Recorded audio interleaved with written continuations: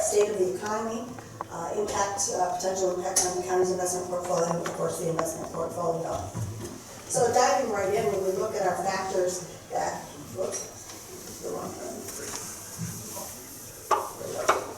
looking at the factors that, of course, drive interest rates, we kind of characterize them. Are they favorable to the environment that we're in today? Are they neutral, or are they unfavorable? So we know that the Federal Reserve did reduce rates by 0.50% earlier this month. Interest rates on the short-term side are still restrictive, and when we say restrictive, meaning that it's continuing to keep economic activity in check. Inflation numbers have continued to show signs of stabilization with expectations that they may continue to drop. Of course, we know now more today that with the port strike and of course with the impact of the Hurricane Helene and the expected demand for rebuilding, that we may see a little bit of a delay in inflation continuing its improvement. Growth in this economy is expected to slow from where it has been. We've had some pretty strong growth to this point. The job market has been rather kind of little softening, but clearly not anything to be overly alarmed with. But the softening of the labor market has allowed the Fed to be able to shift their focus from inflation to the labor market because, again, they have a dual mandate of stable prices and full employment. And then lastly, we have seen all of this translate into lower yields across the curve and a bias towards lower yields going forward. When we talk about what the expectations are for those overnight rates here, sorry, I gotta set that down. Right now, the overnight rate reflecting the Fed's rate cut is below 5%. This chart is showing the market's expectations of what the Fed will do through the balance of 2025. The chart is comparing the market's expectations, which is the blue line, to what the Federal Reserve has communicated in their what they call their dot plot. And as we can see, the trend is the same. The expectations are lower rates, considerably lower rates by the end of 2025, that we would have overnight rates closer to 3% than where we are, of course, here today and where the expectations are for 2024. So while the trend is the same, though, the market is currently expecting a much faster pace of reduction in rates than what the Fed has communicated. Again, it's all going to boil down to the data. If the labor market stabilizes, if inflation were to pick back up, that could have impacts on the actual changes in interest rates. Inflation being what was the focus previously. We now have CPI at 2.5%. We have the core PCE measure, which is the Fed's preferred measure, at 2.7%. They have a target of 2%. So when we look at that lower graph, we can see that, yes, inflation has come down. This is a year-over-year measure, so this is changing prices from year to year. So the inflation levels have stabilized, and then again, the expectations are they will continue to drop slowly. This does not negate the cumulative effect of that inflation that we had starting back in early 2022. We would need to have prices drop. We would need to have inflation below zero in order to reverse that course. Payroll numbers, when we look at the job market, because again, that is now what the Fed has shifted their focus to.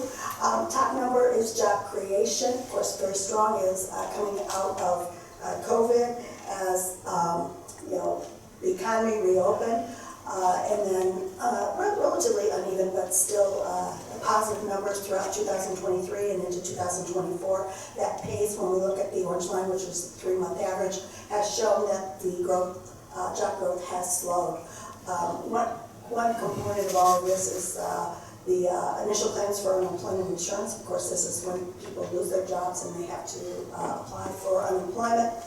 And as we can see, looking at those numbers, Those still are relatively tame, we would say, compared to historical, where generally we would start to get concerned if on an average basis we were getting, the trend basis, we were getting closer to 300,000 jobs of folks on unemployment insurance.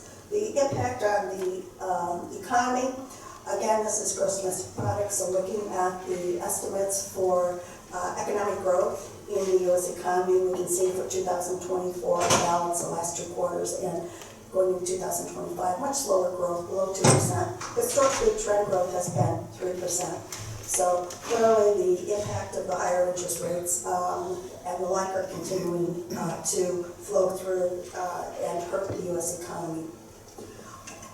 Rates have dropped, so we're looking here at rates over the past 20 years. 2-year Treasury is the blue line. Orange line is the 5-year U.S. Treasury rate. Although rates have dropped, we still are at levels that we have not seen since before the housing crisis. So clearly, we believe this continues to present opportunities to be able to lock in some rates, cash flow permitting, to provide stability of interest income for the county. So moving on to this slide, which is the county's investment portfolio as of the end of September. Of course, the elephant in the room is the cash piece, which is at $303 million. We need to remind ourselves that that currently includes the proceeds from the noted bond issue. That was $115 million. And then additionally included in that was some additional $3.8 million, what we call capitalized interest, to pay debt service in the early years. And then, of course, the cash numbers also include the engineers and utilities component. So when we strip those items out, the cash of the county is a much lower number, but it is a reasonable number that we feel helps to provide that liquidity for the county. And I'll commend Treasurer Zuren on the job he and his team have done in making sure that that cash is allocated into the highest yielding short-term investment opportunities, those local investment opportunities. Mr. President, if I could make a comment at this point. Yes, Mr. Treasurer. I wanted to just acknowledge that on 9/25 there was the $118.8 million that was deposited, which is reflected in the cash account for the county. We did have a meeting this morning. We're going to invest it appropriately so the money is available and matured when the money is needed for the bond repayment and the correctional facility. So we're going to start to invest that accordingly so the money is available. And I just wanted to point that out. When we look at the securities that we currently have in the investment portfolio, the $278 million, it's currently yielding 3.45%. With last quarter, we were at 3.19 or thereabouts. Average maturity is a little over 2 years, of course, in view of the upcoming safety service facility project. We've had to shorten up the portfolio a bit, relatively speaking. Fortunately, though, we were able to position the portfolio so that we were able to lock in to higher interest rates out longer term. So as we can see, looking at the graph on the bottom, where we have added the yield to maturity on the securities that mature within each year, we can see beyond 2 years the county's investments are all yielding in excess of 3.5% or higher. So in view of where interest rates are headed, again, we've positioned the county, again, to provide that steady, predictable stream of income. And of course, we are utilizing the investment securities that are permissible under Ohio Revised Code and that do meet the county's investment policy. So that wraps up my presentation. Thank you. Any questions? I'd like to make a comment, just thanking Eileen Stanek and Vader for all their expertise and knowledge with investing the county funds. I do have some statistic that I'd like to share. We do look at treasuries and all the different securities available for investing county funds, and it is hard to move the needle, hard to move the actual investment return because there's so many different securities and maturity dates. But here's some statistics which I think are pretty telling.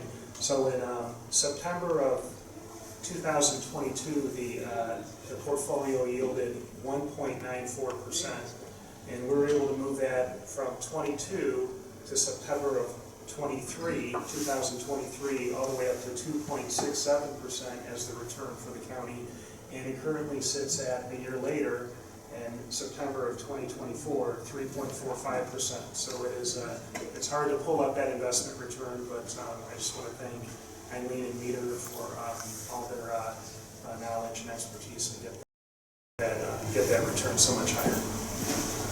Well, we certainly have gratitude to Ms. Stanek as well as the Treasurer's Office for their hard work in managing the county's funds. Any further questions? Mr. President. Mr. Commissioner. Just curious, Eileen, the Fed drop in the rate, what do you think that's going to do to housing? Is it going to create a bigger issue with low supply? Yeah, it's kind of there's two sides to that equation. Number one, as we know, housing supply is still rather constrained, limited. So we have a lot of folks who have been sitting on the sidelines, maybe not selling their house because to buy a new house, the mortgage rate is higher. So as rates drop, that will create an incentive or make the math for folks to sell their homes and then to buy a replacement home. So we would expect that the demand for housing still may remain unbalanced relative to the supply. It's just that it will create an environment where it will be, interest rate perspective, favorable for folks to either buy a house or to sell an existing house and buy a new house. So essentially cause values to probably increase? That's a hard thing to answer because we know right values of late have gone, are very, very strong. And so clearly on a go-forward basis, lower interest rates do allow those values to stay high or grow because, many times the housing decision is made based on the payment. And so a lower interest rate equates generally to a lower payment. But, that being said, again, there could be a limit to that. Thank you, and thanks for your work with Treasurer Zuren. This is great news for us as a county, so we'll continue to take as we can get. Yeah, and I really want to thank Treasurer Zuren and the finance and admin team because I think we have a very good collaborative working relationship that allows us to provide the results, to put in place the appropriate plan, investment plan for the county as well. Very good. So any further questions from Ms. Stanek? Hearing none, I would entertain a motion to adjourn.